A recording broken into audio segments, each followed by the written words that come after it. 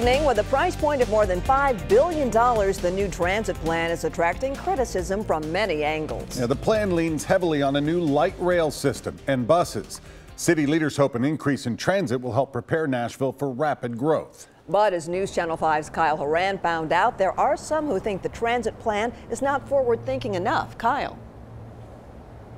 Yeah, and the reason they're saying that is because of the increase in car services such as Lyft and Uber. State lawmakers are actually looking at numbers of ways to get self-driving cars on our roadways, something that one economics professor says we will see a lot more of in the next decade. It dominates our lives. Traffic, transportation, and they're linked to Nashville's future. I think it has real problems on a number of levels. With the recent announcement of a plan for light rail, bus routes and tunnels in our city, some are still skeptical. The attribution generally is that the car services are significant competition and are undercutting transit ridership. Dr. Malcolm Getz is one of them. He's an economics professor for Vanderbilt University, and he's outspoken on transit. Ridership is down in about 3/4 of the city. This is transit ridership, bus and rail.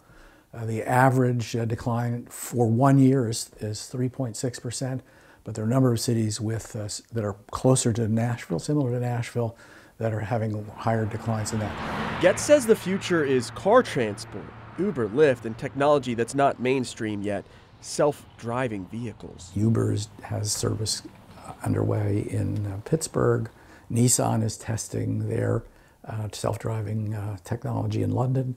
So there are many very significant companies that are investing heavily in the autonomous cars. But if you ask someone from the mayor's office who've been behind light rail transit for a while now, they'll say just because these services exist or will exist doesn't mean light rail shouldn't. Cars driving around with nobody in it is not going to solve the problem of congestion. It's a geometry issue. It's having too many vehicles and too few people in there. So you can fit a lot more people in a light rail car than you can when you stretch that out on a street with cars. And now Sean Brace says that some of these arguments have been made for many years as reasons to not have transit. However, once Nashvillians get a hold of this light rail, they're going to want a lot more of it. Reporting in Nashville, Kyle Horan, News Channel 5.